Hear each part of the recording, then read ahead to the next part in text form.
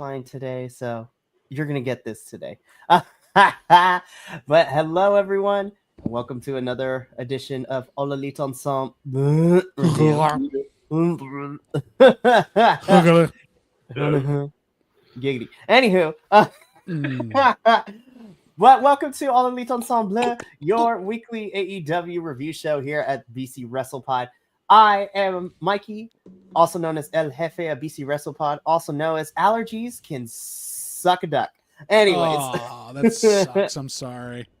My sinuses are acting up, but I will take just my sinuses where I was a couple of weeks ago, and these boys can attest to it, where I was physically dying in my chair trying to get through the AEW review. Oy. But like, get your flu shot, kids, because you don't want to get sick out here. Also, allergy season. Take your allergy medication because it is important out here. But of course, on that little tangent, I want to introduce my host for the evening because I can't do this without them. I mean, I could, but I don't want to because it's boring and it's a lot of work to do this by myself because I would have to cover this review and the predictions of Wrestle Dream by myself, and that would not be fun. Anyways, but first and foremost, joining us this evening is the TJ Misu Master themselves, JVL. Love you to death. Happy to have you here. Glad to be here, Mikey, and glad to take some pressure off your sinuses. I appreciate that. Also, we really need to create a cookbook with all the nicknames you get. So it'd be like, what is this? The All Elite Ensemble cookbook with all of... It's the All Elite Ensemble Cordon Bleu cookbook. Genius. We're gonna put it on paper right now and trademark that. But hell, I got recipes out. I could make them right now. I'll put them together. We should actually do this. Be like, yes, that is gonna be that is gonna be the hottest item of the season.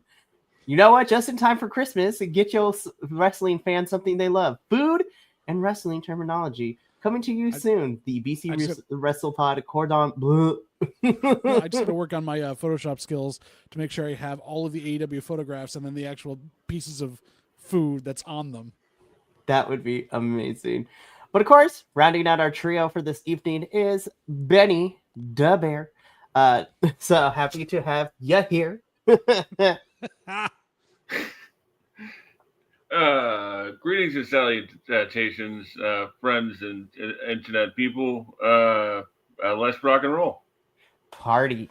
So, before we get into everything, and I channel my inner Adore Delano for this review, a little bit of announcements, housekeeping, however you want to call it. We're going to make this really quick. You already know the drill.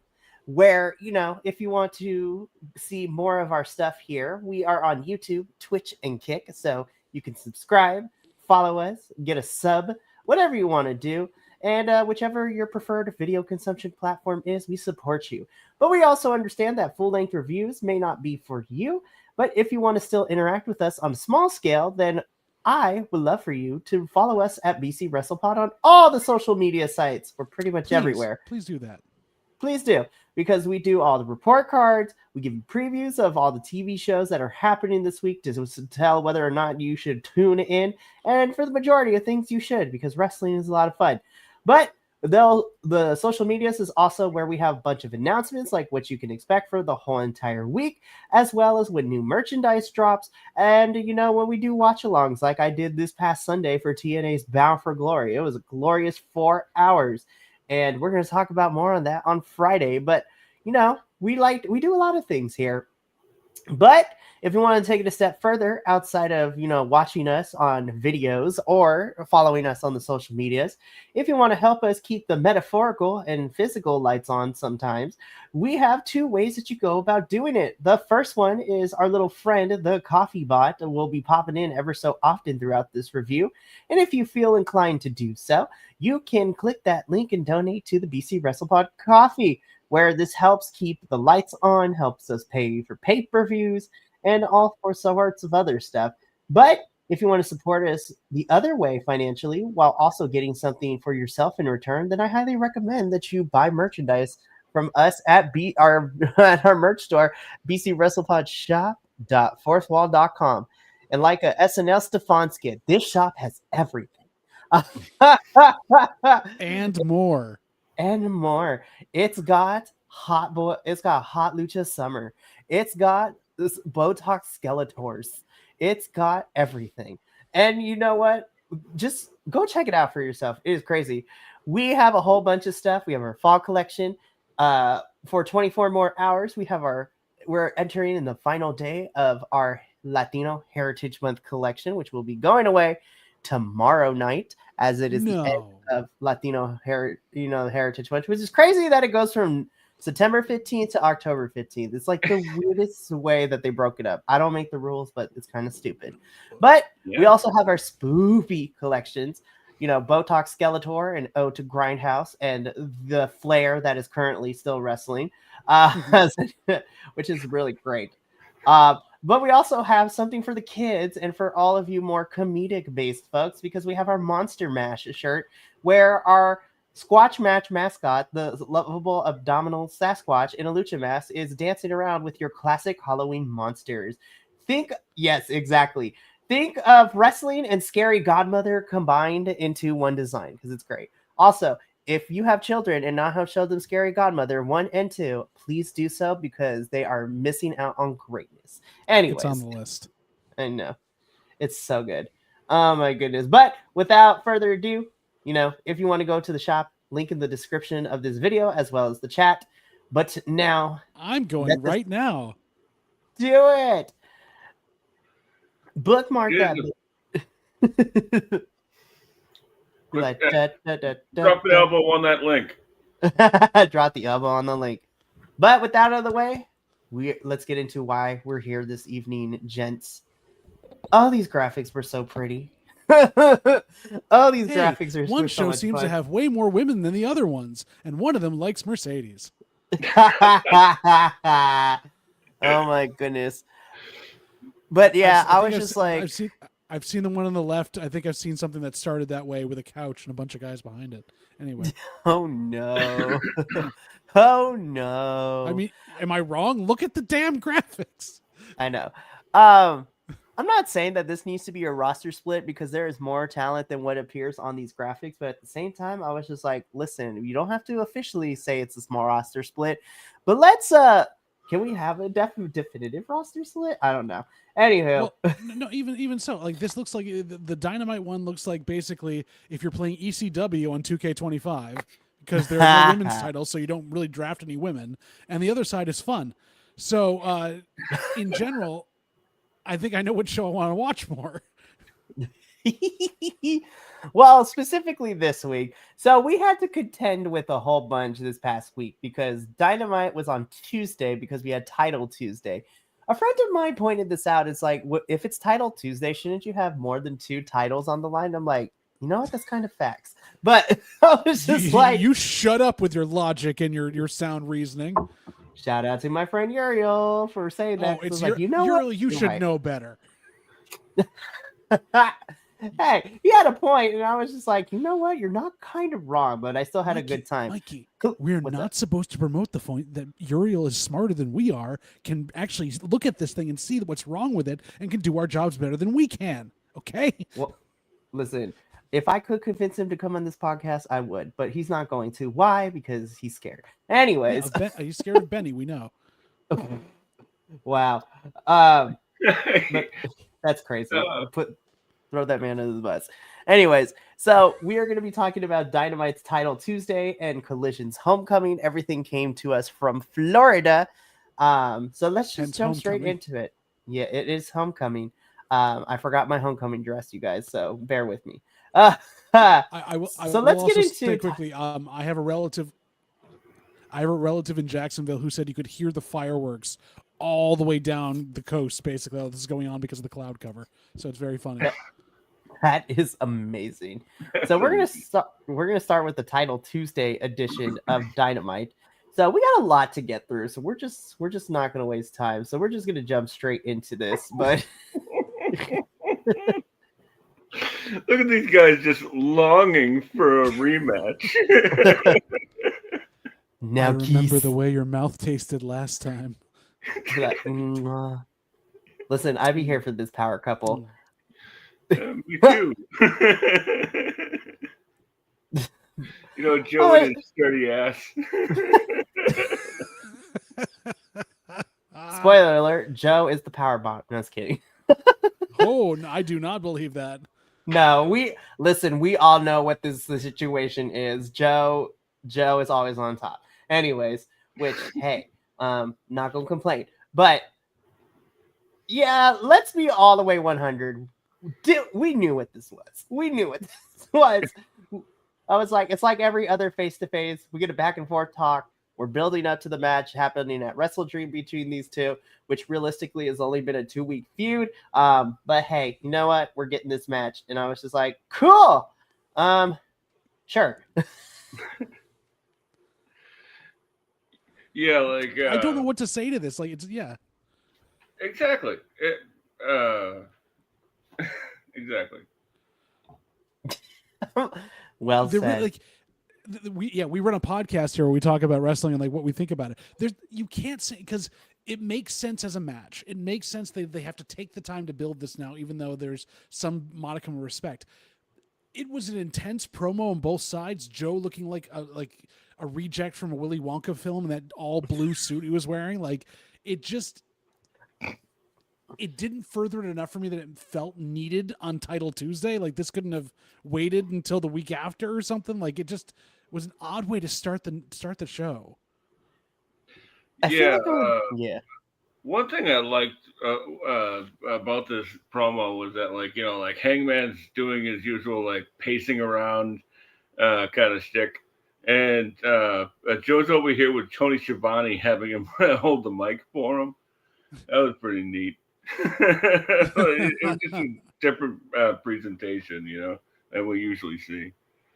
But like, as you guys said, like, you know, it seems a little rushed. But like, with Joe, you don't really need that much of a push to get Joe riled up, and they're like, yeah, okay, he's credible. Let's do this.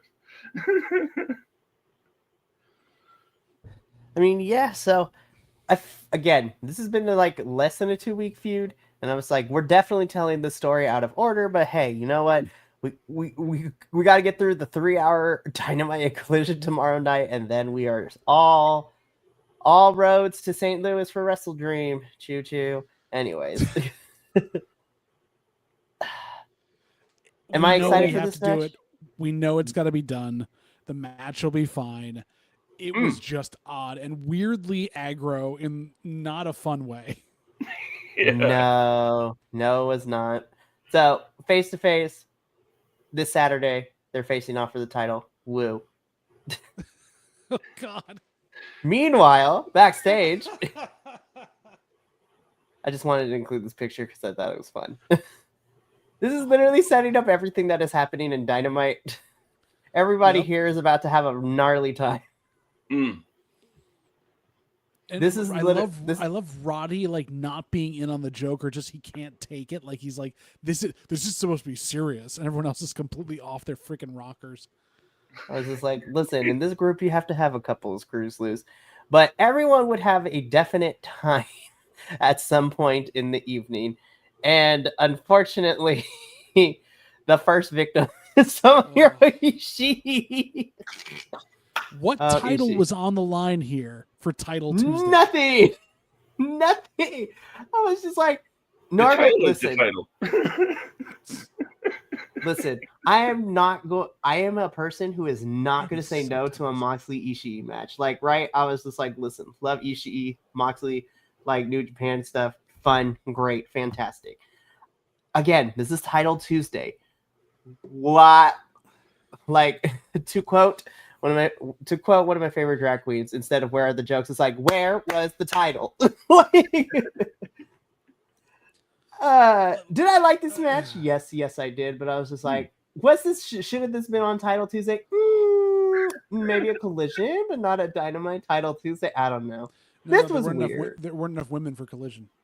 Ooh. Ooh. Yeah, there was a few matches on this Title Tuesday that could have been cut for another women's match, and This one was super fun. Actually,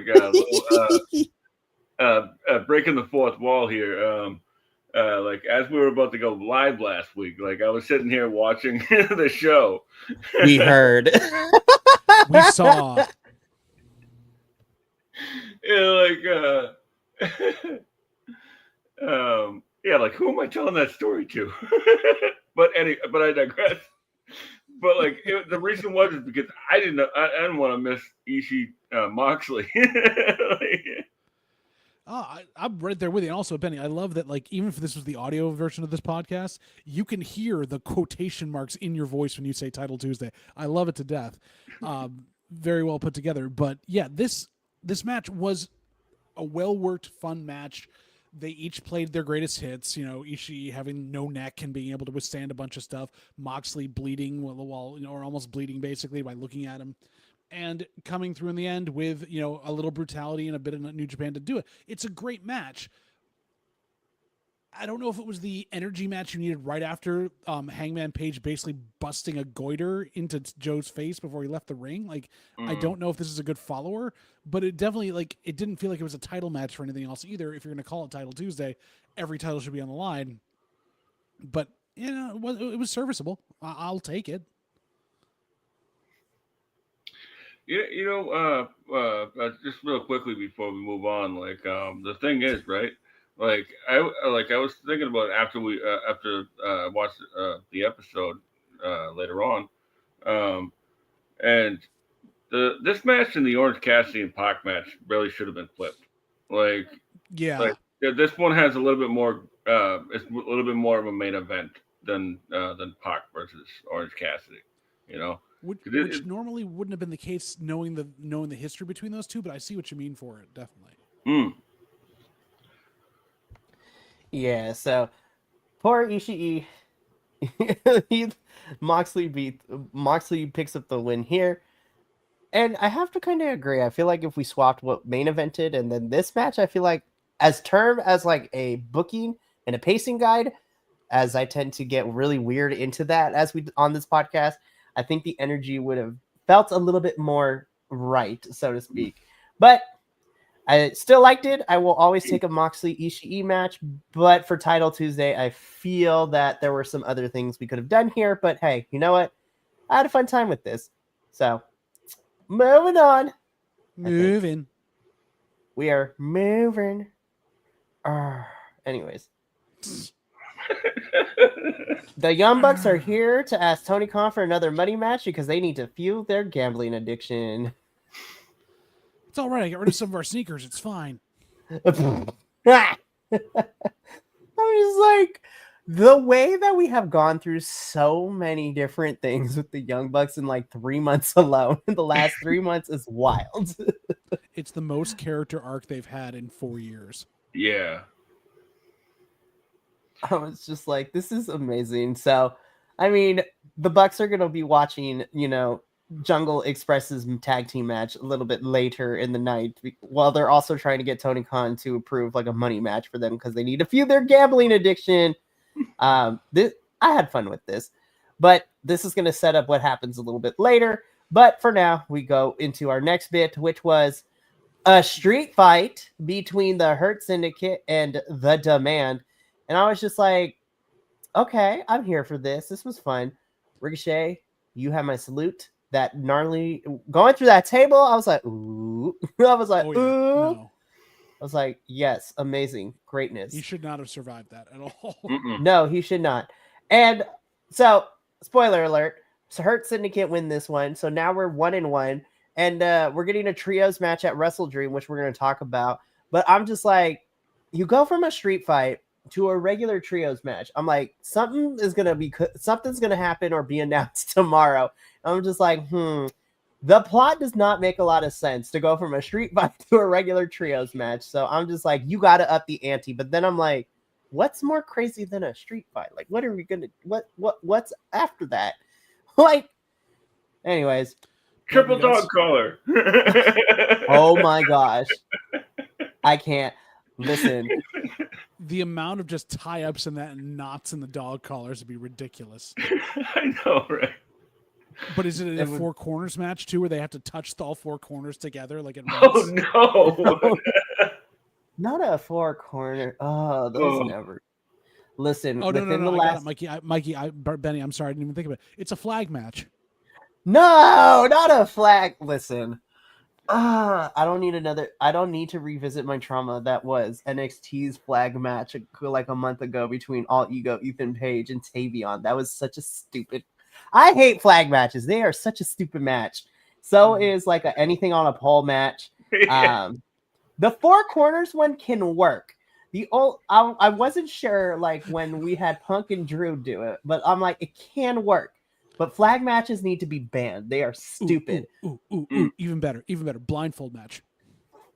We're far enough into this. Fuck a blindfold match. That was so come on, bad. Mikey. You don't want to see 6 competitors all with heads and bags?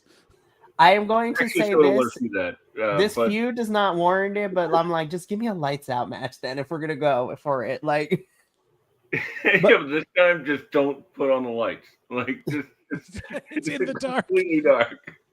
Hey, you know what? That just like by flashlight.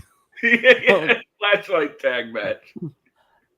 I'm not gonna lie, that actually would be kind of cool. You just give them an arena and you have to fight each other while also doing a flashlight tag. Yep. This screen AEW and Mario Party need to link up. Anyways, so I had fun with this. Back to the match itself. I mean, it's a street fight. Like, it's gonna be disorganized chaos. People are gonna do things. I had a fun time with this though. Even though there were no titles on the line, I was just like, this to me felt like it belonged on Title Tuesday because it was a street fight. If you're not going to do a title, do a crazy stipulation. Well, that's the thing. It's a palate cleanser. It's a stipulation. You can see how people are working together in different setups. Like Bishop Khan actually started to come into his own, helping out Ricochet quite a bit. This was fun to watch until about midway through when Shelton started killing everybody. And then it was like, oh, now we know which way this is going. Yeah. He went on a rampage. Like, I was like... I was like, oh, remind me never to not pay this man his lunch money back. Like, there was like a moment where like Ricochet was like hiding underneath one of the tables, like right and he's like, Shelton like pulls him out from underneath. I'm like, this guy's such a great physical comedian. Like, that moment reminded me of the Scary Movie. This is like. With the clown bit, it's like, I got something for you. No.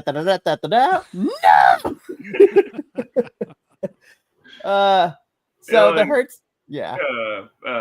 Sorry. Totally like the way like he's let's be honest, he's really green still, right? In moments actually, but like the way he takes a turnbuckle. He usually like jumps up and like taps the almost jumps out of the ring every time, right? This time he actually does go up and over, and I was like, see, it worked that time. Fine. But man, all 6 of these guys got really great chemistry. They definitely do, and you're right. Leono's only been wrestling since 2020. Like he is like 5 years in. Like it's crazy. Yeah. It's wild for sure. And again, I'm just like, we're going from a street fight to a trios match at Wrestle Dream. I'm gonna wait until tomorrow because I feel like something's gonna get added. But who knows? I could be absolutely wrong. Another team. Oh no. But Hurt Syndicate win the street fight. This was fun. I agree. This was a palate cleanser. And we move on. We love to see tag team squashes. Anyways, so Jungle Express are in action for the first time since 2022. I'm like, didn't need to know that on the graphic, but you know, it's been that long. It's wild that it has been that long. I'm like, forget how long the patriarchy has been going and like how long the scapegoat gimmick was going on for. It was a lot. We've gone through a lot. We've gone through a lot. But Jurassic Express are in action. It is a glorified squash match against, local team. Love them. Happy to get TV time. Oh my God, the meta glasses. God damn it. You just Yeah, I Do you didn't think even that's a pick up part on, of it? I didn't even pick up on that part until BTE, like on Monday. Yeah, yeah. And then the shorts after that, I'm like, I hate that that's a thing in it. I hate that it's been done. I really don't like them promoting it. It drives me absolutely batty. Hmm. so This is my old man on the porch, like rocking and cursing clouds. Like, just I don't like it. Keep meta out of my ring, please. Yeah, The I worst agree. part is it was better. It was a better video feed than the freaking ref cam they were using for like a hot second in the other place. So like this worked. we don't talk about those. Those were bad. We've purged it from our memory. But this is setting up a match between the Bucks and Jurassic Express, and Tony Khan apparently is letting the Bucks get their way because it's a money match at a pay-per-view. I'm like Tony Khan, like, can I get some of this dinero? Like, we just writing checks, like. Well, and he's stolen all your ideas and my ideas and Jesse's ideas. There's been a lot of stuff that he's taken on here. I feel like we're owed some royalties here. I was just like, just put us in the front, like put us so camera can catch us. Like that's all I needed. Then I'll be fine. We'll all be shaking our asses with our BC WrestleBlood merch on. It'll be great. Be like, coming soon to a wrestling venue near you, BC WrestlePod crop tops. Anywho, Oh, but Like, yeah, we'll talk. Go for it. Keep stepping on you. That's my bad. But like, ow. I was just all I wanted Ow. to say was like, Ow. there was like a digital short where like the Young Bucks had given or Matt had given Daniels like a pair of Nick's shoes to get the tickets. And like That's he was like, amazing. yeah, whatever. He sat on them, but like they were like what, like two random kids length away. Yep. I can't. But we'll talk more about these teams when we do our predictions for Wrestle Dream. But from here, we move on into our next bit, which was the Battle of the Kyles. Part 2. Part 2. So this Kyle is for Square. the Kyle Square TNT Championship match. What, The a title was on the Protostar. line? Did it feel like it? No, just kidding. No, this is the TNT Championship. This is the Protostar Kyle Fletcher taking on Cool Dad Kyle. I don't know anymore. Like Paragon. So Kyle Fletcher, the Protostar, Kyle O'Reilly. Again, I love the Kyles. They are great.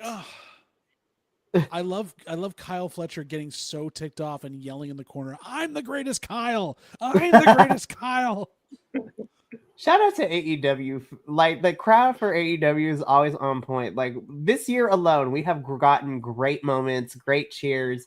Again, AEW has had some of my favorite fan interactions. Like, we literally watched Cope and Stokely break character in the middle of television. Yep. I'm just, Yeah. Yeah. Now, as far as this match goes, I was like, I was entertained. I'm going to say this a lot. I was thrilled. I had a good time with this one. Did I ever think that Protostar was in any danger of losing to this title? No. Wrestle Dream, still don't think so, but a little bit more of a possibility, especially since they put the giant number 5 on the graphic. But that can mean anything, to be completely honest. I had a good time with this. Kyle O'Reilly, my mom's favorite wrestler with diabetes, as well as one of the Outrunners we found out also is diabetic too. It's crazy how many AEW wrestlers have the little sensor on like my mom, so she feels seen. It's very nice. But yeah, I had a good time with this one. Kyle Fletcher does retain, but I thought both, put in work. By the way, I would like to give props to, not that I haven't, but Kyle Fletcher, what a crazy year he has had. It is one moment when he betrayed a Will Ospreay, which led into Revolution to, a little bit before that too. I was like, what a transformation. This is how you make a new star in any company, right? So I'm just like, give it another year or two. Kyle Fletcher is about to be holding that world championship, but I digress. He better be. Yeah, so I had a good time with better this be. match. Boys, what did you think? Benny, you want to go first? Sure. what a fun match, right? Like I thought the Florida crowd was a little bit more lackluster than the Philly crowd. They still had their moments, but it's an amphitheater, so sound travels differently than in an arena. So like, but like, man, I love Kyle O'Reilly so much. Like, I really miss the over exaggerated sells that he used to do, but I understand why he doesn't do it anymore because he was landing on his head half the time. He was doing a flare flop, and and he just had neck surgery a little while ago. So I get it. This was brilliant as expected. Well, we saw two masters of the technical arts, Kyle taking Kyle to the limit. It's almost like Kyle can't really outlast Kyle too long. And in general, Kyle is better than Kyle, which we found out. Take it for what it is. But in general, their styles match up pretty darn well. And the fact that they're both named the same thing just makes it that much sweeter. It's not the main gimmick in any one of these matches ever. It's the nice like sprinkling of flavoring on top that just makes it chef's kiss. Mm. Did you guys see the poem that Kyle O'Reilly had put out online about this? No. It was something about like the seventh Kyle of a seventh Kyle. I was just like, this is gotta so look this up. stupid. But it was so good. I'm like, it's so stupid. But so good. So dumb, but it's so great. I love when people are just like, whatever, right? So this was a fun match. Fletcher retains over O'Reilly. This was fun. I had a good time with this one. And I'm going to say that I was in a state of tranquilo when I was watching this. I'm going to put that out there. I was having a great time. A lot of wrestling. But we got to move on, though, because we still got a lot, which, begs the question backstage. Renee brings up, so Mark Briscoe has been asking for a title match, and y'all have been kind of dodging him. What you going to do about that? And Fletcher's like, bet. He's beaten me some. I beat me some. So let's put this to the test. And we are getting a match between Kyle Fletcher and Mark Briscoe at Wrestle Dream for the TNT Championship. And I'm like, okay. Yeah, Mark Briscoe and Kyle Fletcher, for the most part, have like made each other in the past year. Like their first 4 matches, like Mark is sort of like settled into this like carpenter role, where like and he's fantastic. But like it's all 5 are completely different, but completely badass. So we are getting Mark Briscoe versus Kyle Fletcher. And when we get to that, when we do our predictions for Wrestle Dream, I'm going to continue my conspiracy theory. I was just like, even on the pay-per-view placard, Mark Briscoe has a different expression. I'm like, what is happening? They must have shot him like 25 different ways for every mood swing he has or whatever. He's like, y'all dogs, I want to be able to be, showing off every emotion available. Like, I just want to make sure we're shot right. I'm telling you, and Tony Khan, at least give me like in the description of this merch, you need to have like the many faces of Mark Briscoe shirt, like for real. If like that, you could have that. You could have him reacting to live things like MST3K style on some of the shorts, like he just pops up like or something like that, or you have it like you like set up like in like the next video game where just the Mark Briscoe meter. You have to get him to a certain point before he gets to do something. Seriously, it would be amazing. But we're going to talk more about that during Wrestle Dream predictions. Mercedes Moné is the only woman on the show. So mad. Anyways, there's two women in this match.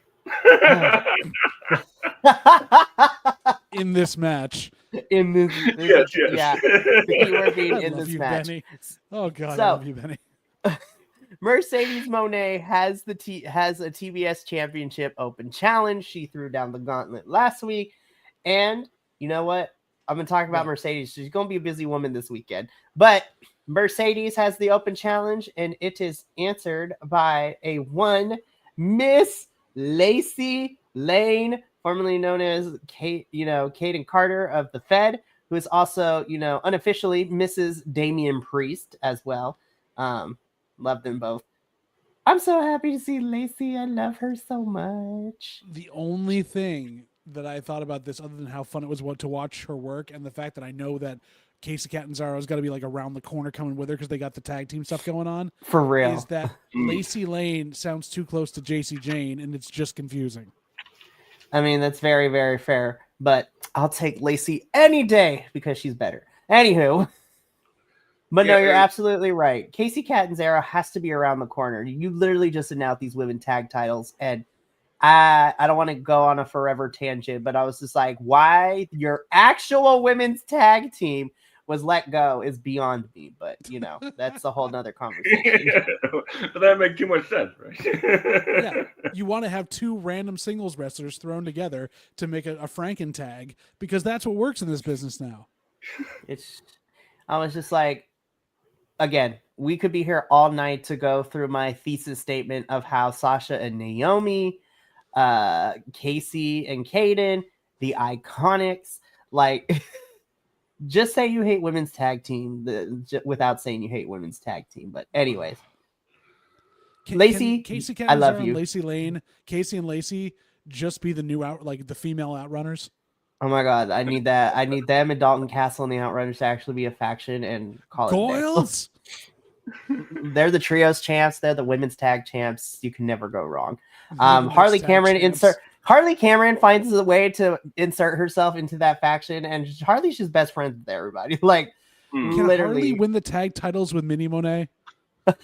Oh my God, let's go. Anyways, Lacey put up a hell of a fight, but of course, Mercedes Monet does retain her TBS championship, and I'm just like, yeah, that tracks. Mercedes is going to be a busy girl this weekend because unless she has a match at Wrestle Dream the night before, she's going to Arena Mexico, so we get to, the CMLL boys will get to watch and cover that, especially this episode because it's an all-women's show this Friday. We're excited. Anyways. What's that? All-women's show? I know. Anyways. Yeah, what's an all-women's show? It sounds like the best thing you could possibly do. Right? It's fantastic. There's a lot of good matches. And I'm excited because the Women's Grand Prix is in 2 weeks, which makes me uber more excited. But anywho, Lacey put up a hell of a fight, but Mercedes was able to retain her championship. And at this point, Mercedes is now 10 belt Monet, which I think, if I remember correctly, isn't she like one away from breaking, from tying or tying or breaking the record? She definitely did with the 10th one, but 8 of the Ultimo Dragon titles were technically one titles, but that's not it gets all murky when you getting into the backs. That's true. You look at CMLL, which has 2 sets of championships, the CMLL and the Mexican national titles, and there's like 20 plus of those titles, and it's crazy out here. I mean, but it's nice to see facts in a completely like set up sport where, yes, the bumps are real, but the endings are known. Like, I don't know what you're talking about. Just facts. Anyways, Lacey, it was nice to see you. Hopefully, Casey is right around the corner, so we can get y'all involved. Casey, the Lacey and Casey connection. For real. Yeah. I just want to say something about that one real quick. Is that yes, I didn't really know who Lacey Evans. Lacey Evans. Yeah, it's I was like, Evans, no, we do not invoke her name. Sorry. It's okay. Think JC Jane and just say it with L's. I'll say it another time, but I really have never seen her work that much because I don't watch the Fed. But like a good person. Yeah. I'm sorry. I have taste. I have morals. Both of y'all. But I was really, really impressed with her moveset, and she's really interesting wrestler. Benny, just wait till Casey Catanzaro gets there. It gets even better.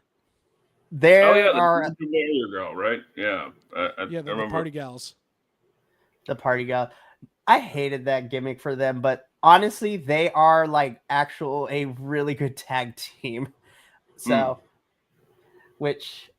and they utilize their strengths very well, especially because, Casey, former, Ninja Warrior, she can do all sorts of things. And Lacey has picked up a lot as well from her time wrestling, as well as working with her partner, boyfriend. Like, I don't know the labels, but Damien is always training with her too. So I've always wanted Damien and her versus Alistair and Zelina, but that's a whole nother conversation. No, you want Damien and her to go up against Rhea and Buddy. That would be amazing. I was like, what in the Spanish soap opera is this? First of all, I love every bit of this. I was like, this is Mortos and wearing these sunglasses is the bit I did not know I wanted. Like, what is this? Just, this is stupid, but this is my kind of stupid. Also, if this means that we get more Sammy Guevara on my AEW television, I'm not going to be upset. I'm not going to lie, you guys.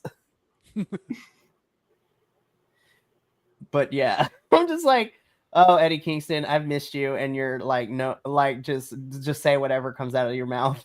I'm just like, yeah, I love what like Eddie's just like Mortos, tell Sammy to shut up and get your ass beat for it.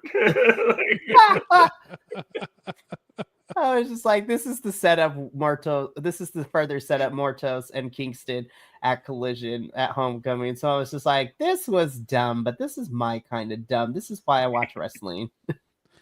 I was like, give me the stupid Spanish soap opera. Everything going through my head was, and Hook is there. Yeah. I was just like, Yep. He feels so out of place. He really does. I'm just like, I don't know if I would have actually liked it, but I preferred my theory of him being another person that defects to the Death Riders. But I don't know. He's already wearing a hoodie. He would have fit in perfectly. Like, there you go. Anywho, the only time he's ever a good babyface is if Danhausen's around to actually make him look cool. I'm still mad that we never got more of Hookhausen. I was so disappointed. But you know what? Sometimes life gives you lemonade, and then it shoots that lemonade in your eyeballs. So you got to deal with it. It's sticky and sweet. Anyways, we'll talk more about Mortos and Eddie Kingston during Collision, because right now we got to talk about this match. So, what was Double this? Jeopardy. What was You're this? like, what is this? Oh man, I never thought that I could see a bad Bandito and Okada match, but I was like, what is this exactly? Like, okay, so first of all, this times where I was like, why? Just I had to stop and like come back out and go, right, they're trying to tell a story. Are they dyslexic? I can't tell. I was just like, wrestling can be dyslexic sometimes, everyone. But this was our Double Jeopardy Eliminator match. Even the concept was really wild, because if Brodito won the match, whoever got the pin would be the one to face Okada. But if Okada and Takeshita win, they would get a shot at the tag team championships. And I'm going to be so for real. When that stipulation was being said, I was like, oh, I already know how this is going to go down. And I was absolutely right. But, yeah, this was the thing that happened, is the nicest way to put it. Even knowing where they were going with it, they went the clunkiest way ever. Like, it just, they this never was not went a great into night why for, this is going to work. This is not a great night for anybody in this match. I'm going to be so for real. This was not a great night for anyone in this match. Yeah, the problem was is that, like, at least I think, is that, like, you know, they're trying to tell two different stories on either end of the match, and then it just got really convoluted. Yeah, like, it just got really convoluted. like, what is happening? Why is Bandito even here if he has a broken shoulder? I'm just like, continuity is weird in wrestling. This was what continuity? Well, here's the thing. So it's continuity for me, because people were asking, when did Bandito hurt his arm? I was just like, well, to give y'all the missing information, he kind of, quote unquote, hurt himself when he was facing Echiseto at CMLL last week. They had an ROH championship match. It was a bop. It's Arena Mexico, so anytime we get an injury spot, it plays out for like 18,000 minutes. Oh, yeah. But I was just like, so that was the information, but still, that is no excuse for explaining how clunky this match was. And I was disappointed. I was just like, this was not a great night for any of you four. I still love y'all, but I was just like, this was not a great night for y'all. But hey, you know what? It happens sometimes, so I give it a little bit of grace. But this was clunky. And again, I agree with you, Benny. It's like we're telling two different stories on two opposite spectrums of AEW storytelling, and I'm just like, y'all are trying to make gumbo jambalaya, and it's not mixing very well. Like, what is happening? On top of the weird, like, polite back and forth bad things between Okada and Takeshita too, like there was no heat with them. Yeah, I don't know. That's the thing is that unless they start like really amping stuff up, like they did a little bit of like a backstage thing where like it was Dawn's birthday, and Kesha like sent in a video and like Okada shut it off and was like, "Oops, just pressed the wrong button," which is a nice I'm callback. So But like.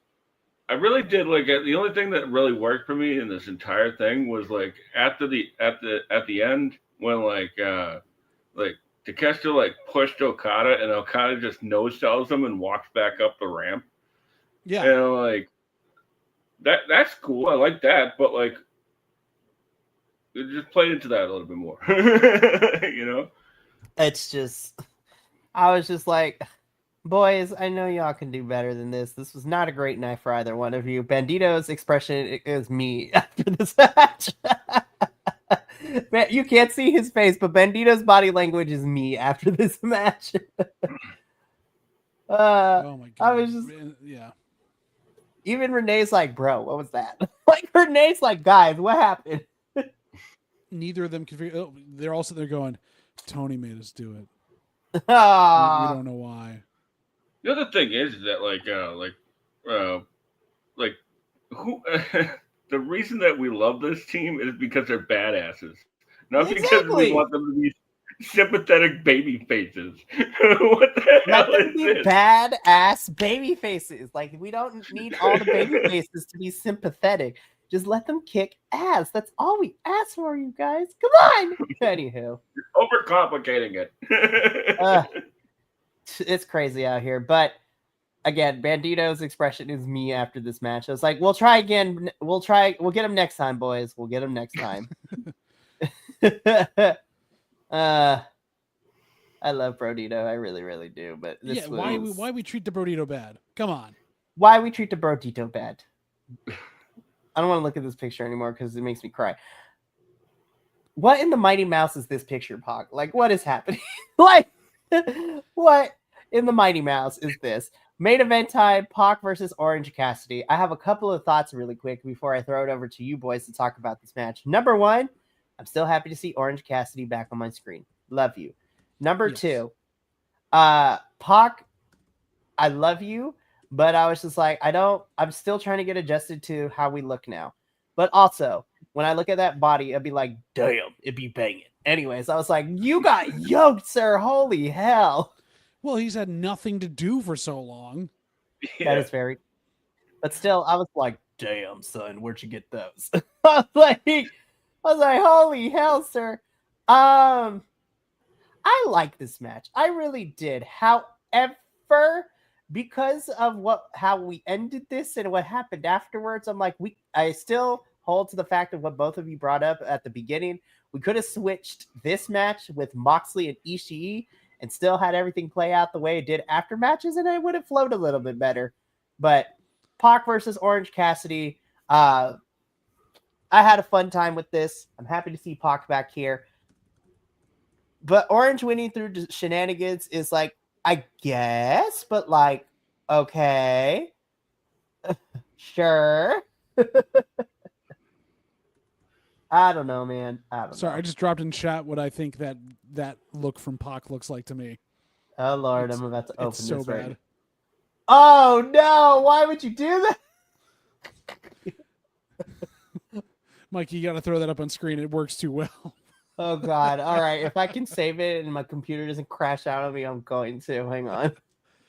Anyways, while I do that, JBL, since you brought up the picture to burn into my retinas, why don't you go first and talk about this main event? Well, it's because Pac is beautiful. He's beautiful. It's no. These two, like I know both have had time off and both have had lost a bit of step or have a bit of rust, but I just feel like Pac wasn't leaning into the comedy as much as he did before. Because that's what makes the magic between the two is Pac being super serious and Cassidy getting away with murder. And I just feel like they didn't let that breathe enough. And so it was still really good. They're freaking amazing, but it just wasn't as, I don't know, gripping as the last time, if I can say that. Benny, I don't know if you felt the same way. Yeah. No, to be honest with you, I really enjoyed this one. Simply because it was a little bit different from their other ones. Okay. And because they start off with chain wrestling, like yeah, Orange Cassidy doing chain wrestling with Pac, and then like they like just as I realized it, like they picked up the pace and started like high flying, and then like that ending, like I love that ending. Yep, there it is. I hate you, JBL, but I love you at the same time. Oh my now god! You can't unsee it. You know, somebody had said something the other day, and I can't unsee it. Is that Pac looks like Julius Caesar? Like, oh my gosh, that is not what Rome is about. We should all stab Caesar. We have no king. I didn't realize we're watching a fruit salad in this match. I think they killed Benny. Oh man! Really, guys, in front of my salad. But like Benny, I think you were saying with the gear, like I love that. Like he finally finds pants, and then like he used to have like super hairy legs if you were paying attention, because I was, and now he's got chest hair. It's super funny. It's like a weird palette swap for like the one like downtrodden costume you have in one of these matches. But I agree with you on the thing of like chain wrestling and then they kicked up the notch. There was no room for slowness in this, which is what actually works between the two of them, because Cassidy slows Pac down by being Cassidy, and he didn't do that the whole way through. So I felt like it was missing something. Yeah, I can see it. That's a very good point. A very good point. Thank you. I make a few of those. I have a few myself, but it's not about me. Benny, you usually do. That's what I'm saying. It's very rare when I make a salient point at all. Oh my goodness, I love you both. But Cassidy wins because, you know, things go down like I saw Pac grabbing his face. I'm like, please don't make him injured again. I was like, don't do it. Please don't do it. Darbs is out here. Cassidy wins. Molotov cocktail. Security fighting all the way outside. I was just like, I smell this main eventing. Anyways. Was this pre or post the Halwani interview too? Like he threw some bombs in that this week. I think this was pre, but even still, I was just like, Darbs is just unfiltered. I'm like, whoa, Darby. Yeah. I was just like, Sam, the security guard. For reals. Holy hell, this is crazy, bro. But with security having to pull apart Mox and Death Riders and Darbs is crazy. And that's how Title Tuesday goes off the air for us. So you know what that was really funny though? Like when like Pac is like after he gets free of the handcuffs, like he's like walking down the stairs or whatever, and he must have like realized that like they're only at 6, so he starts to like slowly climb over the barricade. It's like, oops. So that is how that is how Title Tuesday goes off the air. So let's get into Homecoming. So we're going to talk about Collision. So this one hurt. It's like I don't want to talk about it. I was like, but we must, because I'm you like, have to. Oh my god. I was just like, oh my gosh, I cannot. But we open up with Kota Ibushi versus Josh Alexander. So all of Homecoming is a pre-tape because they filmed it earlier in the week. And they still showed this match, but thankfully it wasn't, in full. So and honestly, it's bittersweet, right? Because especially learning today, Kota is going to be out for a year or two. I'm like, no. He does this the last couple times he's come back. He wrestles for a month and then gets some like almost career-ending injury that he's going to be out with for like 12 months, and then he comes back again and continues to try to wrestle the same style in his 40s. Like, dude, yeah, please, he does a sort of a slow it down. Yeah, well, I think there's some CTE going on there that just definitely has him going nuts. Yeah. But we don't get too far into this match before Kota goes off of the ring post, and then he is down. Shout out to our referee for realizing it and just doing the count and everything. So it's just like, yes. Josh wins by count out. Obviously, that wasn't the plan, so we kind of had to improvise. And I felt so bad for everybody who was involved in what happens afterwards, though, because I'm sure this was not how it was originally supposed to go. But we got Dumpy Daddy himself, Mark Davis, coming back, which I was just like, my baby daddy is back, you guys. I'm so happy to see. And working with Kyle Fletcher's like group of people, apparently. Well, I mean, he was part of the Don Callis family before he got injured, like 3 weeks into it, if I remember correctly. So, because Mark Davis has been bad luck. Yeah, it's just like poor Ibushi.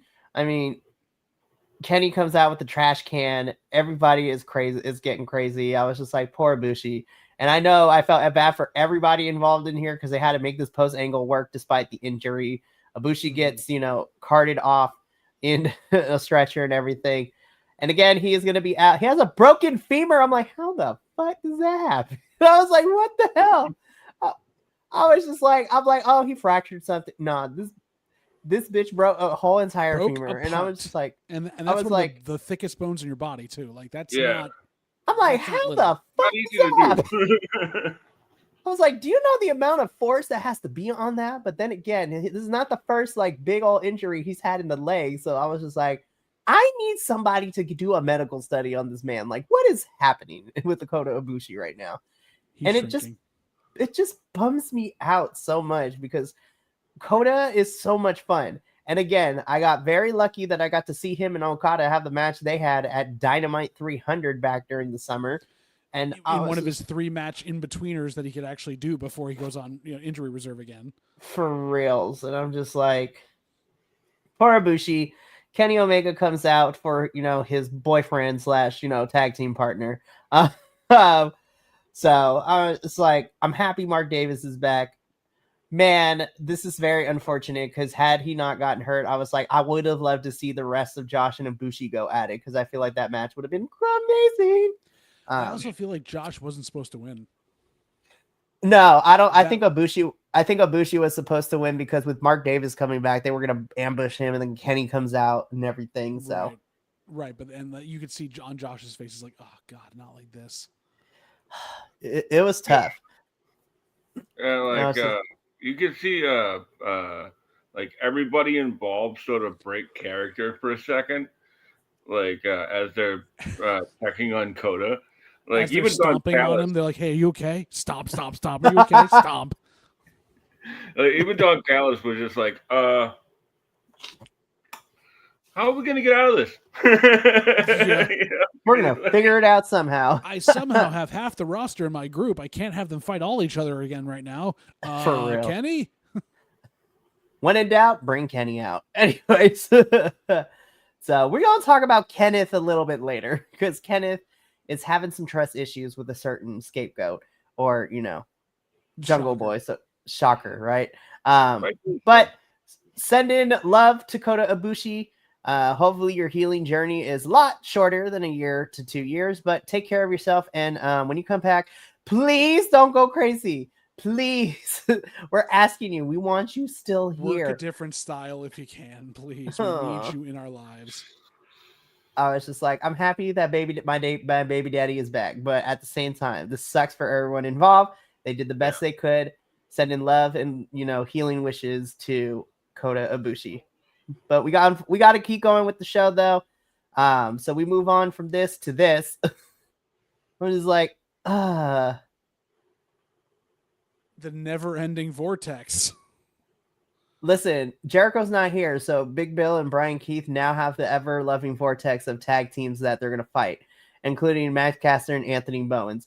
Dare I say, though, I kind of like this feud between Max and Anthony where they're just trying to one-up each other all the time. That's hysterical. It's hysterical. But, I mean, that is what this match essentially was. It's a vehicle to extend whatever issues Max and Bowens have with each other.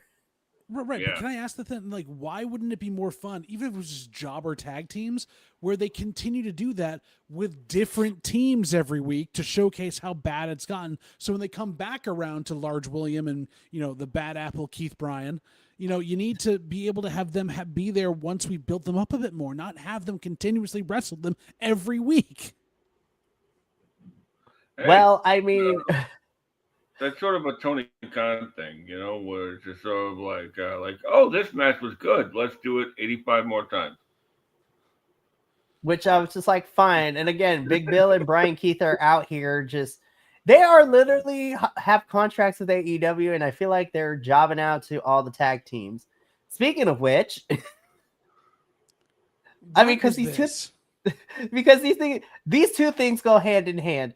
Bowens and Caster beat Big Bill and Large William, and we're going to take them from that match to another tag team match where now all of a sudden they got beef with the Bang Bang Gang, which includes their newest member, Ace Austin. So essentially this is setting up Ace Austin's next match against somebody in that group. And I'm just like, Yeah, this was very uninspired and sort of rough.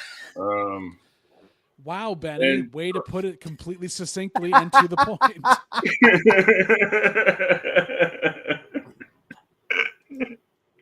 Cut the bullshit, No, that's exactly how it felt with this segment. I was just like, what are we doing? Why? I was just like, if it's not Large William and the Brian Keith, the Bang Bang Gang is also kind of in this weird vortex of we're just gonna throw them out there. But I mean, whatever. It felt I was like, I get to see Ace Austin on my TV soon, so we're fine, I guess. I don't know, but I want more for this. It's kind of not inspiring, like Betty said. This feels like my career mode. Any tag team could have been inserted here against the Bang Bang Gang. It's the same dialogue. It's the same everything else. This time we decided to choose Large William and Little Apple, New York City, Brian Keith. This is crazy that this is what they're doing in AEW because I'm more excited for Brian Keith's title defense at Defy next week than I am for AEW, with him on AEW right now. Yeah, that's literally what I was just about to say was that, like, and that's what sucks about this is that, like, all these guys are great. Like, Brian Keith, like, literally was just a independent standout that got a match with a Hangman Page, and they were like, oh my God, who's this guy? Yeah. And then Jericho happened. He's fantastic. Yeah, exactly. As usual. Like anything that enters the black hole of the Chris Jericho vortex. Yeah, maybe it sucks. He could just sail back off into the ocean with all of his WrestleCon buddies back to WWE. Seriously, I'm just like, just leave. I was just like, yeah. You'll meet them in Saudi. You need to leave. Again, it's the crazy part. I get to see Ace Austin more on AEW television. I love Ace Austin. I think he's great. But this is not what I want for him, the Bang Bang Gang, or Large William and Brian Keith for that matter. So I love you, AEW, but sometimes we just gotta call it what it is. And it's just like, no, don't. This is not lazy booking. Exactly. Sorry, I was channeling my inner Benny there. I just had to say it out loud. But speaking of something that, well, actually, talking about something that should not be stopped is more TJ. I love TJ. So they are in action. And again, I'm just like, you know what? There's a whole lot of women's tag team options there, and I can make a case for any of them. I'm just saying though, if we want to make the inaugural ones, looking at all the possibilities, I would love to see TJ win those titles because they are literally the most like longest tag team here in AEW compared to all the other women tag teams we have right now. They've been here since day one for the most part. Like, well, also they got a new flavor in this match, even though it was a squash. Ty Mello working a little heel there through some of the stuff. yes, I was like, ooh, spicy. I'm here for it. Yeah, and I like that new finish. That new finish. Yes. Gory special. They use the gory setup well, unlike someone else that holds a championship or 10 in this company. Ooh. With that ooh and I ooh. Fired. I am well versed and been out there on my hate for Mercedes' finisher. She has had such better finishers over her entire career, and that one just seems so damn convoluted.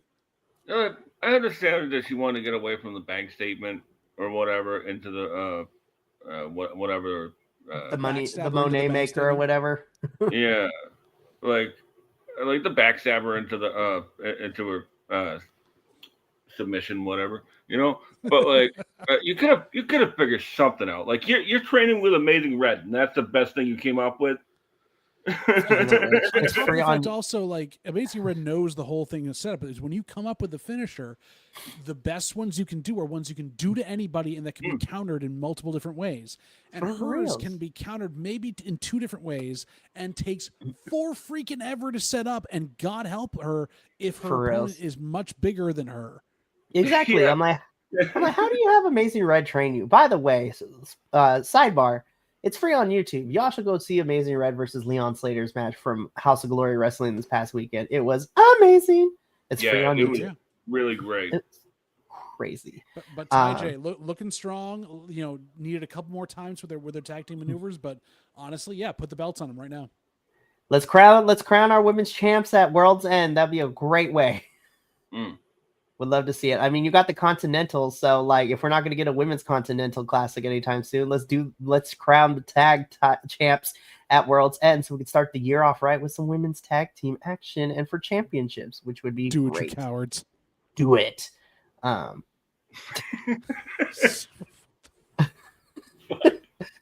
was like, what in the Jake the Snake Roberts promo was this? Why does Daniel Garcia look like he's on like some weird field trip from high school for Scared Straight, and he somehow ended up on the convict side of the line? I was like, I can't with this promo. I was like, I can't take any of y'all seriously. I'm here for it, but I cannot. All I want to know is how many takes this took. For real. Oh my God. Look at him halfway through. Look at Yuta in the background is killing me. It's like every time anybody started speaking, one of them, if you look at them, would just start laughing. Yeah. And well, you can tell it was a lot of takes too, because depending on like if Marina's in shot or like in like soft focus, wherever her necklaces ended up, because she's turned or talked to somebody and it's not the same, then you definitely see the pivot points. Definitely. And like I actually took you guys' advice and like went back and watched that Defy match with Hyon. Yeah. And that promo she cut afterwards. Yes, bring that to TV. Please. Well, I'm excited for Defy Wraith because she's defending the championship against somebody else I love in this industry, in Su Young. So I was like, the girls are going to be fighting. And then I'm also looking forward to Jon Moxley versus, the Sky High Samurai, Royce Isaac. That's going to be a lot of fun too. Yeah. And but at least in AEW world, we have unhinged Jon Moxley promo with everyone else where it's just strange. This is the timeline that we're living in, and it might be questionable at best, but I'm here for it all because I love these guys. But we gotta move on though, because we still. I was so happy for this match. Yes, I was just like, this is what I want. This was great. We get Chris. Go for it. All I was gonna say was that like just like the Okada and Brodito match, like there was a lot going on here, but like it was way better executed. For real. Yup.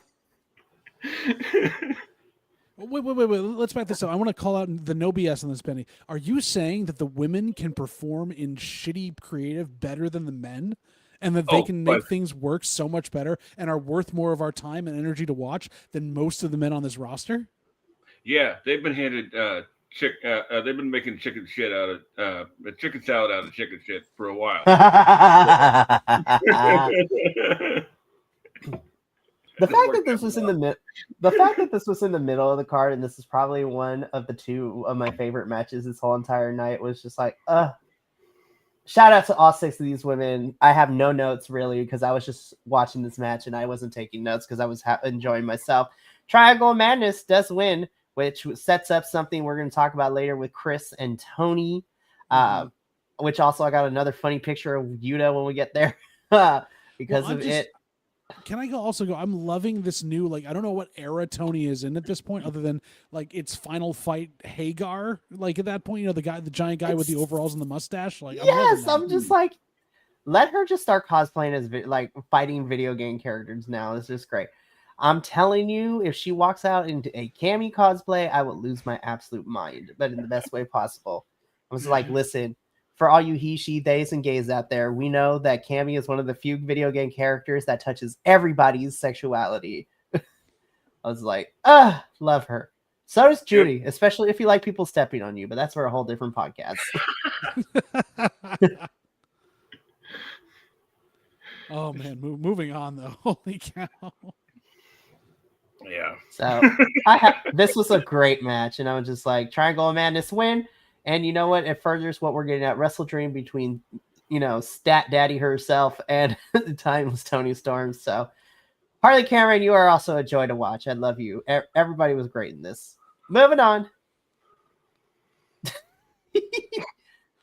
This is the screenshot. This is the screenshot.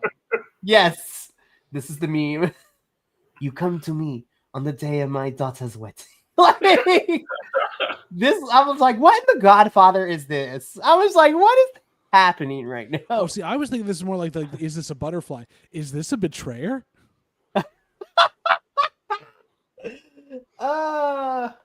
So Jack comes in and he's like, Kenny, I want you to know I have your back. And Kenny Omega's like, bullshit, you do. But you know what? I'll believe you. Show up on Wednesday and have my back. And that is literally what we got from this segment. Oh, man. To be honest with you, like this, the placement of this was sort of bad because like it was like right it really was. Break. Sort of? What's that? I said sort of? Really? Sort of bad? It was atrocious, man. Yeah. It was a travesty. It was a hate crime. I was just like, So, again, Kenny wants Jack to come on Dynamite and have his back, you know, tomorrow evening. And I'm like, we shall see how everything plays out because I'm like, they still be beefing, but who knows for how long. Well, and Jack's got backup now. He's got Luchasaurus back. That's true. Again, this is what I was referring to. I cannot take Wheeler Yuta seriously in these pictures. Like, what is happening? I can't. They know what they're doing. So, again,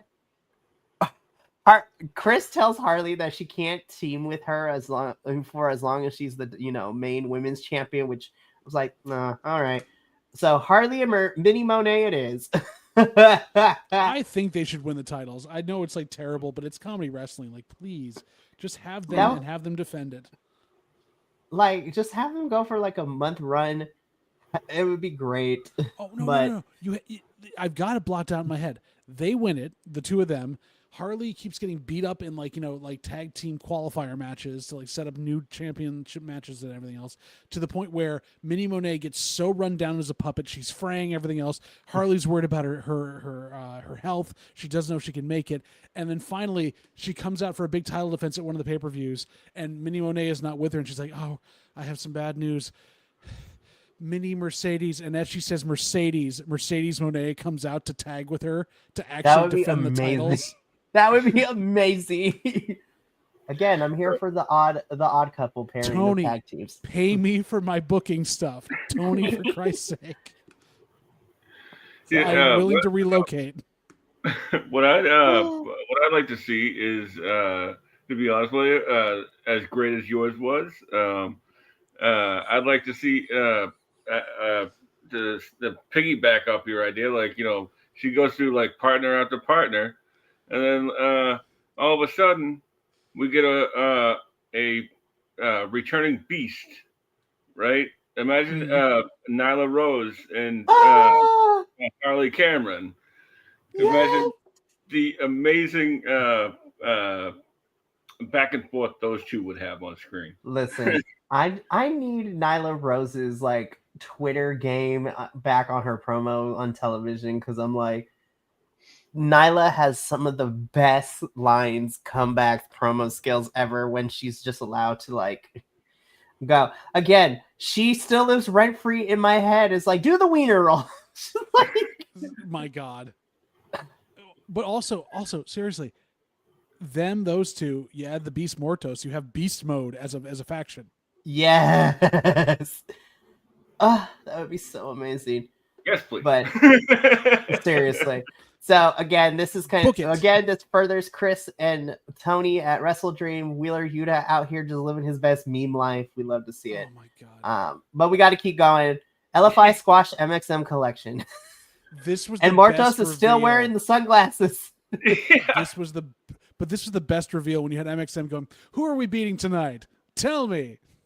And then out comes LFI. You're like, ah, shit. In the words of Grand Theft Auto San Andreas, ah, shit, here we go again. But what I loved about this is that they didn't even get to celebrate that long, because Eddie Kingston's like, fuck your celebration, let's fight these Mortos, and go straight into the next match.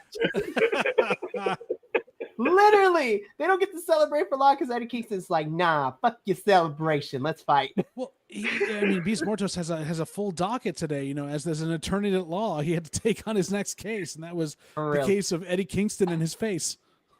I was just like, what is happening? But anyways, speaking of which, if you are ever in need of attorney, hire Frank Mortos, attorney at law. Roar, grumble, roar. Frank Mortos, attorney at RAR. Benny's just dead. Oh man, it's so silly. I would like to thank Adolfo for that one. When we all learned that Frank, t-shirt. For reals, when we learned that Beast Mortos is an actual lawyer in real life who is also a professional wrestler, like, he made that one up quick. So shout out to Adolfo. This was, again, I was just like, I got my Eddie Kingston chops. I win at life. That's all that matters. Mortos took him like a pro. So good. Yeah, this is probably Eddie's best match since returning, but it's Mortos, so that's obvious. Yeah. So, I mean, Eddie Kingston wins by the end of this, and Hook is here. I was just like, and Hook was there. And Hook was there. So, yeah, there's nothing more I could say. This was one of those matches that's like, we're setting something up between LFI and Eddie. So I'm like, cool, I'm here for it. So I do have to ask this. So instead of what it used to be, which is somebody call Hook until he's getting to be there, it's like, is it now who called Hook? For reals. Be like, she doesn't even go here. Like, that is, I love Hook to death, but I was just like, that is the vibes that he is giving me in all of this, right? So I was just like, Hook, I love you dearly. I really, really do. But my brother, like, go here.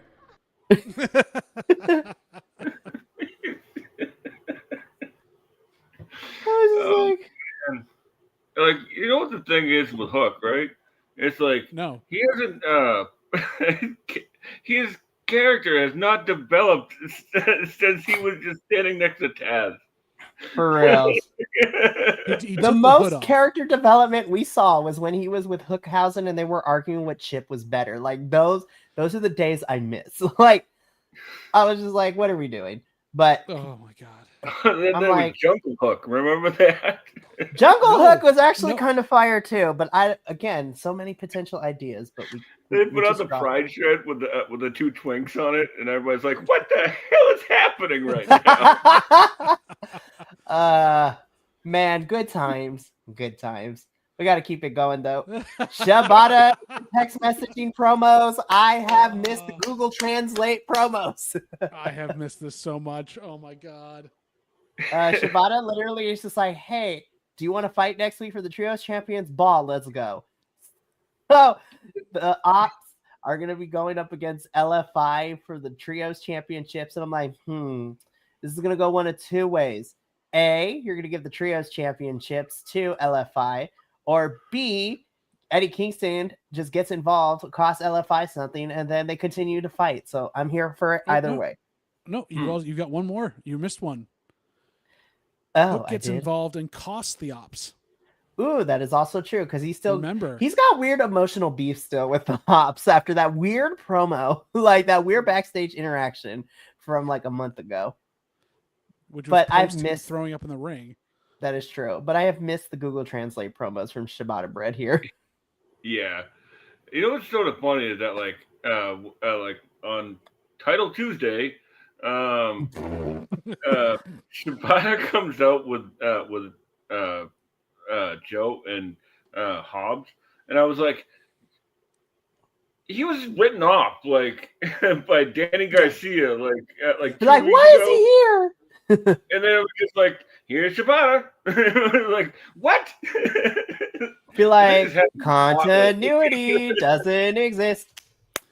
What are the rules? There are none. I remember 2 weeks ago, right? I was just like,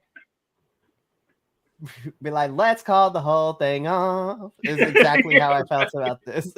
I wonder a little bit in the last couple of weeks if Tony has gotten his writing team from Bogota back in, where he has been going a little harder on some stuff and has been writing some of the stuff. I don't know. Oh, I was gonna make a football joke, but I couldn't find it. Anyway, it's that season. It truly be that way. So we're getting a Trios Championship match tomorrow night, so that's going to be interesting, and I'm looking forward to it. Can I just say this? I'm like, I'm not saying that AEW needs more championships, right? But I'm telling you, not even a championship, but like if we have the Owen Hart, right? We have the Continental Classic. Can we get an intergender tournament? And again, you can offer number one contendership to the winning team of said tournament, because I'm not going to lie, I kind of want to see Willow and Dax fight more. And also, Megan can fight any of these boys. Let's not front either. Like Megan going after Speedball was the funniest thing I'd seen in forever. We're far enough in. I fucking died. This was such a fun main event, and I'm like, yes, please, give me more. I want more. Hey, Title Tuesday, this is how you book a main event. For reals. I had such a fucking blast with this match, man. Like, listen, if this is just a taste of intergender, give me an intergender tournament on AEW. Come on now. And you know what? Let's call it what it is. It's a heterosexual tournament. That is also very true. But I will say this. I would like to see this more often for Megan, because again, Megan coming from GCW, where they do intergender wrestling all the time. Megan has fought guys, gals, non-binary pals, and everyone in between. Like Megan has a repertoire of fighting, everybody with a pulse, which is great, which includes people and animals. Mostly fighting her husband over in person. Oh yeah, totally, Benny. Listen, if you want to see Megan Bain handle an intergender match, it was earlier this year in January. Watch her match against Atticus Cogar at GCW, the People versus GCW from Hammerstein, because that match was nuts and she did great. Also, Willow is my MVP because she was fighting bitches and bros and non-binary hoes, and it was great. If you want to go back watch any match from Collision last week, go watch this one. For reals. Yeah, like this is great. I usually I hate the mixed tag rules or whatever. Where it's just like you tagged in a woman, so so the other woman has to come in. Just let them fight. Like, let's be real. Megan and Willow can take out the boys anytime. Like, let's be real. Yeah. And but they got rid of that pretty quick. They just threw the rule book out the window. But you know what? Toward the end, when everything was chaotic, it was nice. And I know they probably talked about it because I know Dax and Cash said in interviews is like they're down for anything, but they always want to talk to their opponent, especially when Cash grabbing Willow's hair towards the tail end, and people are like, you shouldn't do that. I'm like, but why not? They probably talked about it, so I feel like Willow wouldn't be okay with something and Dax and Cash would be like, we're not going to do it if she didn't feel comfortable doing it. And we saw that Willow beating up Dax and Cash was great. Oh yeah, but it would be Top Gods because that is the name we have for Megan and FTR. So Top Gods defeating Willow, Nightingale, and Jet Speed. But this was a fun main event. Night Speed. Night Speed. Again, I want an intergender tournament. I want more intergender trios, but let everybody fight. Like, I feel like AEW is progressive enough where if people work together, we can do stuff like this. Harley Cameron and Jungle Express. Oh my God. The wild animals. Yeah. Give me a full trios tournament. Like, again, give me a trios or a tag team mixed match challenge if you want to, because it's like we need it for real. So again, that was a lot of fun, but that is how Collision ends. And that was Title Tuesday in Homecoming. This was you know what? Besides the up and downs, again, despite what happened to Dakota, for me personally, I have to give it to Homecoming. It's probably my favorite of the two. But I still enjoy Title Tuesday. But again, Collision is out here just like, yeah, we'll just throw the graps on. And I'm like, yes, give me graps and fun. Collision feels like whoever's doing Collision is like, it's giving me the energy of like, all right, let's throw things to the wall and see what works and what doesn't and work on it. But Collision is always fun for me. Like, I have a good time with Collision. 100%. Dynamite's fun, but Collision is great. But that is it for the AEW review portion. But oh no, friends, we are not quite done yet because there is a pay-per-view this Saturday. So we're going to quickly go through our predictions for AEW Wrestle Dream. So this is happening this Saturday, October 18th at the start time of 5 p.m. Pacific. So unlike the last couple pay-per-views, it's going to be a late evening, which means we probably won't get done. Like for me, we won't get done until like 10 p.m. Pacific. For the East Coast boys, it probably won't be. It will probably be like 1 a.m. Eastern. Oh my God. I think at this point, though, also by the way, total sidebar as we're going into this, Benny, I'm watching World's End with you because I'm down there, so we're doing that. Y'all better be popping up. Absolutely. I will do a watch along specifically, even though it's not a big four. I will do a watch along for World's End if you all are going to be there together, because that just makes it so much more fun. And what a way to end the year off with World's End, because it is leading into World's End. The way it's scheduled, it's leading into New Year's Eve and New Year's Day, so that should be a lot of fun. But we are going to make our predictions for Wrestle Dream right now. And we're going to start with, I love that we're rebranding 0 Hour to Saturday Tailgate Brawl. So Tailgate Brawl is the new thing, which I'm kind of here for. I'm not going to lie. Loving it. I am too. So we got 2 matches scheduled for Tailgate Brawl. The first one being FTR versus Jet Speed. So again, FTR and Jet Speed have kind of been feuding for the last 2-3 weeks. And we're getting a match at Tailgate Brawl. I'm trying to think. So Kevin Knight got a big victory over Dax. FTR and Megan Bayne picked up a win over Jet Speed. I'm pretty sure they're going to continue to fight, but I'm going to go with Jet Speed here. I'm going to pick Jet Speed. I'm going to pick, Sonic and Tails over here to win for this encounter.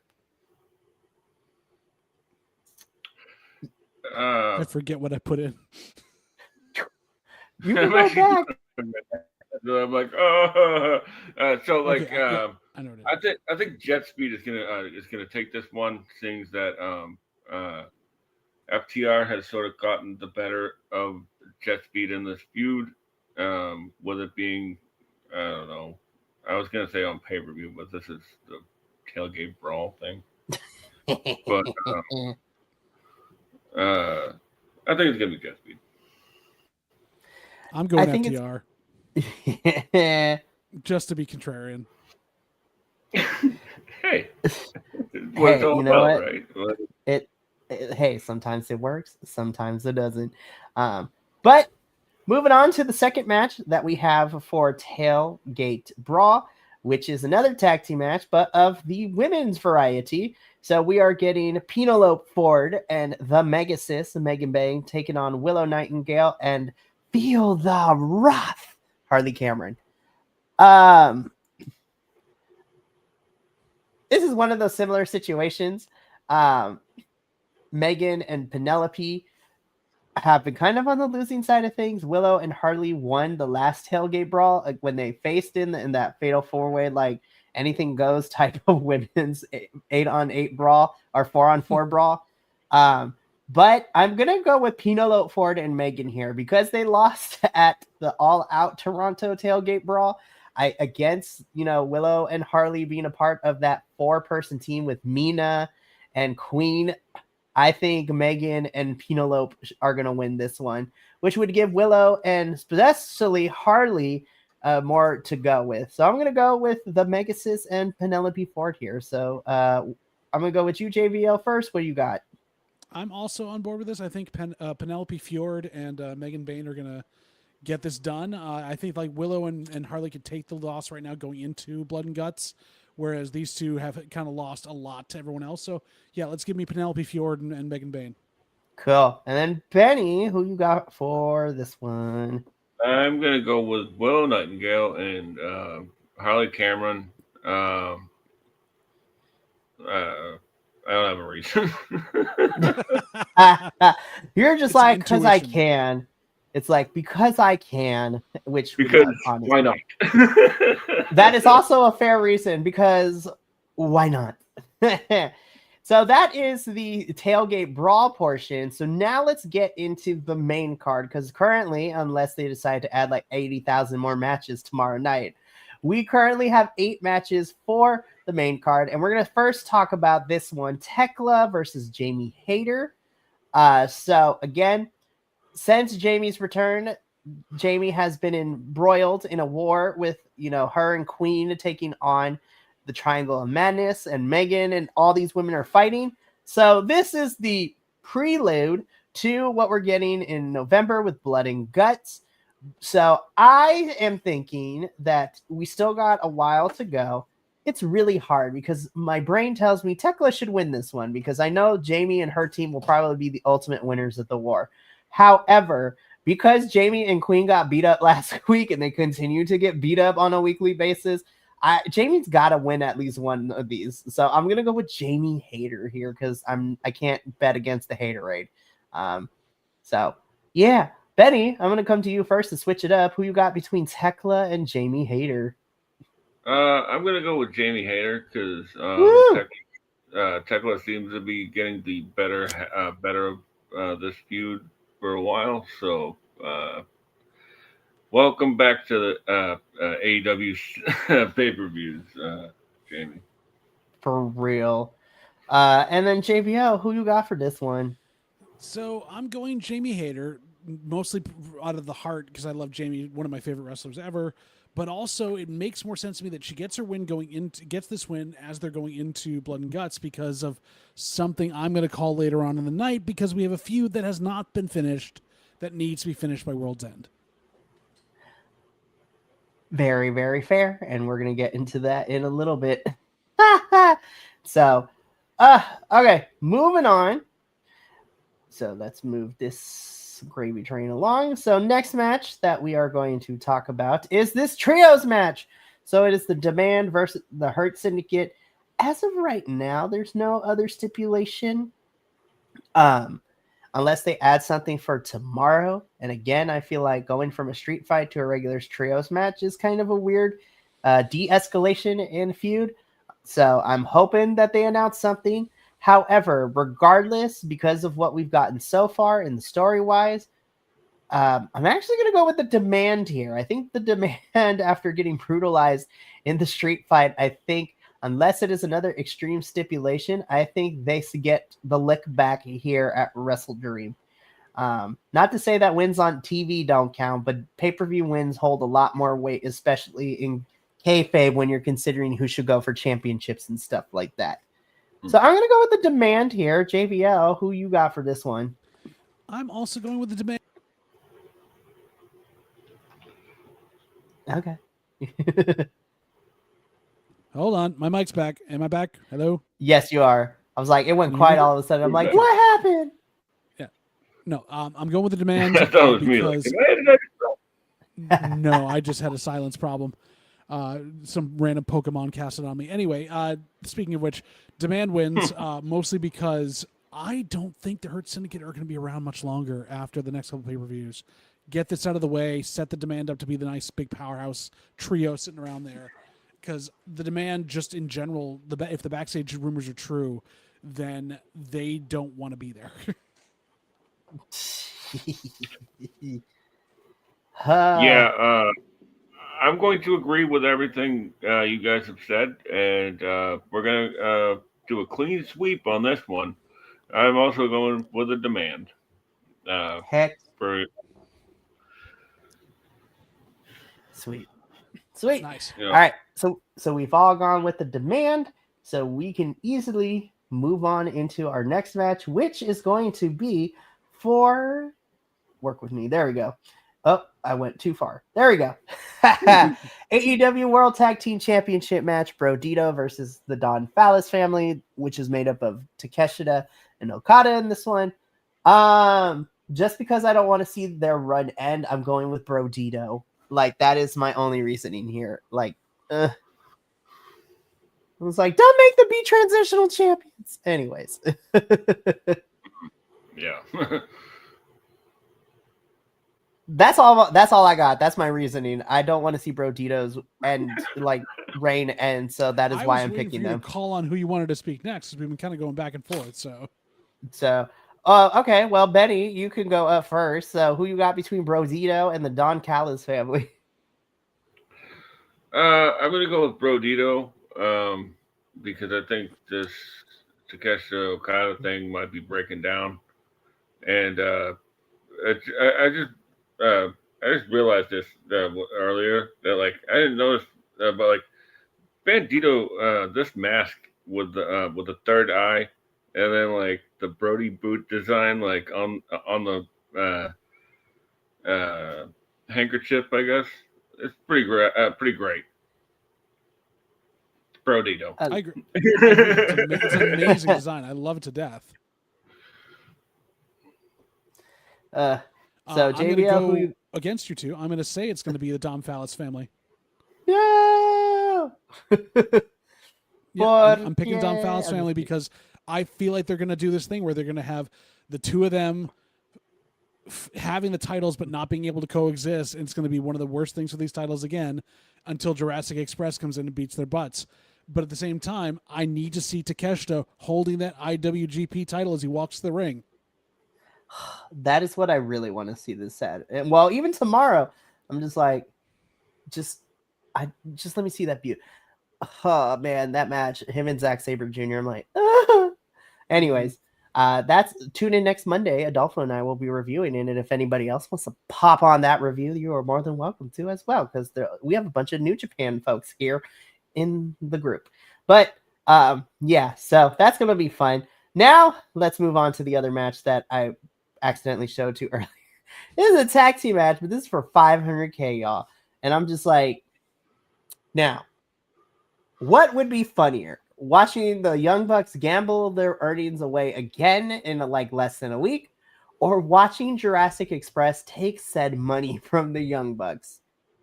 I'm going to go with Jurassic Express because I'm picking the second option where we're watching them have money and having the Young Bucks lose their absolute shit for being poor. I'm going to go with Jurassic Express just because. Plus, it's their first pay-per-view in like 3 years. Like, you can't have Jurassic Express lose, in my opinion, on their first pay-per-view. So I'm going with Jurassic Express. But again, depending on what happens tomorrow, like I'll still stick with my choice, but it also might change some things. But I'm gonna go with Jurassic. I'm gonna go with the boy and his dinosaur. JVL, who you got in this one? This was a toss-up for me, and I'm still not sure I like my decision on this one. And I know what I put in the form, and I want to change it. Yes, I put it in. Now I'm thinking about it. So I put the Bucks in, thinking, yeah, it'd be funnier to like. It would make more sense of the storyline to continue. But I agree with you, Mikey. I think the boy and his dinosaur need to beat them because that would make them more insufferable as heels. I think that's what ends up happening. So I got to go back in and see if I can change that. I'm going with Jurassic Express. Alrighty, and then Benny, who you got? Yeah, this is a clean sweep. I actually, as I was running down the prediction form, I was like, well, it would be comedic gold if Jurassic Express beats the Young Bucks to take all that money away and keep the bit going. So, Jurassic Express for the win. Heck You yes. seem so happy. Not a fan of Jurassic Express, to be honest with you. Hey, That's neither here nor there. Wow, you're taking the Jesse role here. You just don't like fun. I love fun. I just don't like Jack Perry. You know what? That's kind of fair, not gonna lie. But we do move on. So I feel like every match I can make a solid prediction. This is the one that I'm still trying to figure out which way it could go, but I think I settled on it. So this is for the TNT Championship, the Proto Star Kyle Fletcher versus, again, having a different expression even in pay-per-view cards in Mark Briscoe. I'm just like, this man has many faces. So I don't have too much of a reasoning here because I can make a case for either one of them, but I want to keep this short. I'm going to go with the Proto Star because I feel like we still have a couple more things for him to do during this TNT Championship reign before he ends up losing it to probably Mark Briscoe down the line or somebody. But I feel like Proto Star has like a couple more matches in him before I think he loses it at World's End. I think that's where we see the TNT Championship switch hands. But for Wrestle Dream, I'm going to go with the Proto Star here. Benny, who you got between these two? I'm actually going to say the opposite. I actually believe that the fifth time's a charm for Mark Briscoe. And because there's been sort of a groundswell online about, like, what are we going to do with Mark Briscoe after the MJF feud. So, Mark Briscoe for the win. And new TNT champ. I would love that. I'm not going to lie. I would be happy either way. JVL, you are now the tiebreaker. Who you got? I'm going Kyle Fletcher for one simple reason. AEW does not have the budget to reshoot all of Mark Briscoe's different poses with that title belt. Who's to say they haven't already done that? They just superimpose the title over on it. Just bad Photoshop it. Like, you know what? That actually he's holding in his teeth like Pete Dunne. I'm not gonna lie. Bad Photoshop would be kind of funny and would be a really good merch seller. Not gonna lie. I'm going Kyle Fletcher. I'm going Kyle Fletcher. I love that. I love that so much. Alrighty, so we're down to our last three matches. The first one being our AEW Women's World Championship match.